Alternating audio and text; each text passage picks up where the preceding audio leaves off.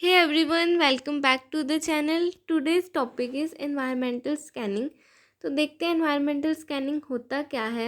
Environmental scanning is a strategic management process that involves continuously monitoring and analyzing both the internal and external factors and conditions that can impact an organization. Environmental scanning एक strategic management process होती है जिसमें क्या involve होता है. हम क्या करते हैं, मॉनिटर करते हैं और एनालाइज करते हैं क्या internal and external factors and conditions जो एक ऑर्गेनाइजेशन को इम्पैक्ट कर सकते हैं. एनवायरमेंटल स्कैनिंग एक ऐसी स्ट्रेटेजिक मैनेजमेंट प्रोसेस है जिसके थ्रू हम जो भी हमारे इंटरनल या एक्सटर्नल फैक्टर्स होते हैं, दोनों ही उन फैक्टर्स को कंसीडर करते हैं, उनको स्टडी करते हैं और देखते हैं कि उनका क्या इम्पैक्ट पड़ सकता है हमारी ऑर्गेनाइजेशन के ऊपर. तो ये पॉइंट क्लियर होता है. नेक्स्ट है, it's a systematic approach to stay informed about changes and trends in business environment. Business environment के अंदर जो भी हमारे ट्रेंड्स हैं, उनमें चेंजेस आ रहे हैं, उनके बारे में हमें पता लगता रहता है इन्वायरमेंटल स्कैनिंग के थ्रू. इसमें इस डायग्राम के थ्रू आपको और क्लियर हो जाएगा इन्वायरमेंट स्कैनिंग क्या होती है. एक ऐसी प्रोसेस है जिसमें हम क्या करते हैं, मॉनिटर करते हैं relevant environment of the business. हम मॉनिटर करते हैं क्या बिजनेस का रेलेवेंट एनवायरनमेंट है ताकि हम आइडेंटिफाई कर सकें अपॉर्चुनिटीज़ एंड थ्रेट्स.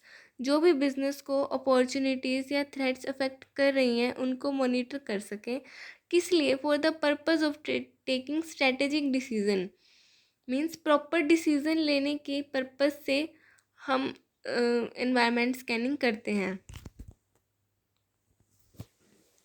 इसके फीचर्स देख लेते हैं. नंबर 1 फीचर है systematic process. Environment scanning is a structured and organise process जिसमें इन्वॉल्व होता है collecting, analysing and interpreting data from various sources. मतलब जो डाटा है उसको हम बहुत सारे सोर्सेज के थ्रू देखते हैं.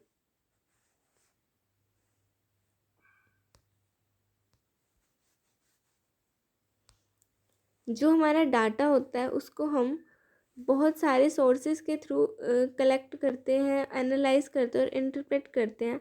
तो एक इसीलिए एक स्ट्रक्चर्ड प्रोसेस है, एक सिस्टमेटिक प्रोसेस है. नेक्स्ट एक कंटिन्यूस प्रोसेस है, मतलब ये चलती रहेगी प्रोसेस. इसमें कोई भी डिफाइंड एंड पॉइंट नहीं होता कि यहाँ पे जाके ये रुक जाए. ये कंटिन्यूसली चलने वाली प्रोसेस है.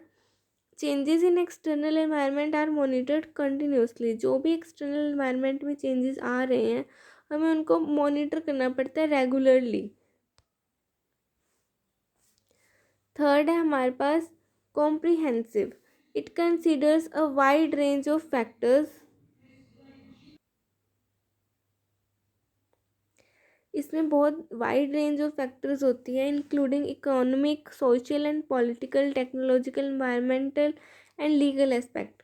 ये कॉम्प्रिहेंसिव इसलिए है क्योंकि ये सारे फैक्टर्स को कवर करता है, चाहे वो इकोनॉमिक हो, सोशल हो, पॉलिटिकल हो, टेक्नोलॉजिकल हो, एनवायरमेंटल हो या लीगल एस्पेक्ट हो, सब कवर करता है, इसलिए कॉम्प्रिहेंसिव है. फोर्थ है फॉरवर्ड लुकिंग है. एनवायरमेंटल स्कैनिंग एक फ्यूचर ओरिएंटेड फोकस कर दी है एमर्जिंग ट्रेंड्स और पोटेंशियल अपॉर्चुनिटीज़ एंड थ्रेट पे. तो इसलिए एक फॉरवर्ड लुकिंग है. आगे का देख लेते हैं पहले ही.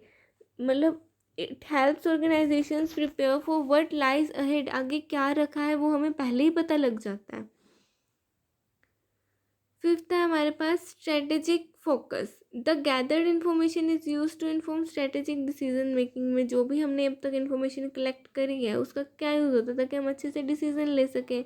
It assist in aligning the organisation goal with external trends. मतलब कि जो भी गैदर्ड इन्फॉर्मेशन है उसका यूज़ किया जाता है ताकि हम अच्छे से डिसीज़न ले सकें और हम चेक कर सकें कि जो ऑर्गेनाइजेशन के गोल्स हैं वो एक्सटर्नल ट्रेंड के साथ मैच कर भी रहे हैं या नहीं कर रहे हैं. फिर आता है हमारे पास 6 पॉइंट, रिस्क मैनेजमेंट. अब हमने पोटेंशियल थ्रेट्स को तो पहले ही आइडेंटिफाई कर लिया. तो इसकी वजह से क्या होता है, जो ऑर्गेनाइजेशन है वो एक रिस्क मैनेजमेंट कर लेती है और उसी के बेस पे स्ट्रेटेजीज बनाती है ताकि वो मैनेज कर सकें। मिटिगेट मतलब होता है मैनेज कर सकें जो भी एडवर्स इफेक्ट हो सकते हैं। तो मतलब हमने पता लग गया कि हमको आने वाले टाइम में ये पर्टिकुलर थ्रेट हमें आने वाला है बिजनेस को, तो हम क्या करेंगे, उसको उसके डिफेंस में हम अपना एक खुद का मैनेज कर लेते हैं, अपनी उस अकॉर्डिंग स्ट्रेटेजी बना लेते हैं ताकि हम उस इफ़ेक्ट को मैनेज कर पाएँ, उस एडवर्स इफ़ेक्ट को झेल पाएँ। सेवन्थ हमारे पास अपॉर्चुनिटी आइडेंटिफिकेशन। अब हम पहले से ही हम स्टडी कर रहे हैं जितने भी हमारे इसमें वो होते हैं, इसमें हमें एक वो भी देखना होता है, स्वॉट एनालिसिस करते हैं हम इसमें, जिसमें S stand for strength, weakness, opportunity and threat. तो स्वॉट एनालिसिस करते हैं तो उसमें हमें अपॉर्चुनिटी भी पता लग जाती है कि हाँ आने वाले टाइम में हमको ये अपॉर्चुनिटी भी मिलने वाली है बिजनेस के अंदर। उस अपॉर्चुनिटी का फ़ायदा उठाने से हम एक कॉम्पिटिटिव एडवांटेज अचीव कर सकते हैं। तो अब हमने ये तो देख लिया कि एनवायरमेंटल स्कैनिंग होता क्या है, अब हम ये भी देख लेते हैं कि ये काम कैसे करता है, how it works. So number 1 is identifying relevant factors. सबसे पहले हमें रेलिवेंट फैक्टर्स निकालने होते हैं, ऑर्गेनाइजेशंस को आइडेंटिफाई करना होता है और डिफाइन करने होते हैं की फैक्टर्स जो इम्पैक्ट कर सकते हैं उनके ऑपरेशंस पे। अब ये फैक्टर्स में क्या आता है, मार्केट ट्रेंड्स आता है, इकोनॉमिक कंडीशंस आती हैं, रेगुलेटरी कंडीशंस आती हैं, टेक्नोलॉजिकल एडवांसमेंट्स आती हैं एंड मोर। मतलब कि जो ऑर्गेनाइजेशंस हैं उनको आइडेंटिफाई करना चाहिए और डिफाइन करना चाहिए की फैक्टर्स को जो अफेक्ट कर सकते हैं उनके ऑपरेशंस में। इन फैक्टर्स में क्या आएगा, मार्केट के ट्रेंड्स, इकोनॉमिक कंडीशंस आएंगी, रेगुलेटरी कंडीशंस आएंगी, टेक्नोलॉजिकल एडवांसमेंट्स आएंगी एंड मोर। अब नंबर 2 स्टेप है, हमें गैदर करनी होती है information like who, what, where, when, why, how, questions, इन सब के आंसर्स हमें निकालने होते हैं। अगला स्टेप है गैदरिंग इन्फॉर्मेशन। अभी जो फैक्टर्स हमने देखे इनकी हमें इन्फॉर्मेशन निकालनी है। तो ये डाटा कहाँ से आता है, बहुत सारे सोर्सेज से, जैसे मार्केट रिसर्च से आ गया, इंडस्ट्री रिपोर्ट से आ गया, गवर्नमेंट पब्लिकेशन से आ गया, या इंटरनल रिपोर्ट से हमको ये डाटा मिल जाता है। फिर आता है हमारे पास एनालिसिस एंड इवैल्यूएशन। अगला स्टेप है वो है एनालाइज करना और इवैल्यूएट करना। ये एनालिसिस जो है असेस करता है opportunities and threats posed bye environmental changes की वजह से जो भी अपॉर्चुनिटीज़ और थ्रेट्स हैं उनको एनालाइज करता है।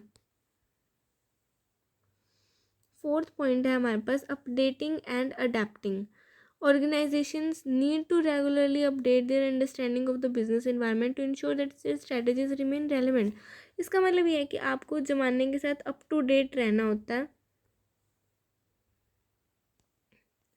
मीन्स जो भी हमने अब मान लो आज पता लगा लिया कि ये हमारी स्ट्रेटेजी है, ये हमारी अपॉर्चुनिटी है, इस चीज़ से हमको थ्रेट है, या जो भी अपॉर्चुनिटी है वो आज के ज़माने में भी क्या रेलेवेंट है और इफ़ेक्टिव है, ये उस टाइम पे थी आज नहीं है तो आज भी हम पुराना ही कंटिन्यू किए जा रहे हैं, वो चीज़ नहीं होनी चाहिए। तो इसमें क्या होता है, हमें हमारे गोल्स को एडजस्ट करना होता है, प्लान्स को एडजस्ट करना होता है और उससे रिलेटेड ऑपरेशंस को देखना होता है in response to new information, जो भी न्यू इन्फॉर्मेशन हमको मिली है उस पर।